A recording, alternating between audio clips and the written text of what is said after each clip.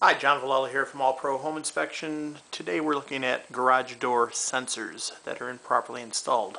All too often do we see probably a homeowner installing the automatic opener and they place the sensors above the unit.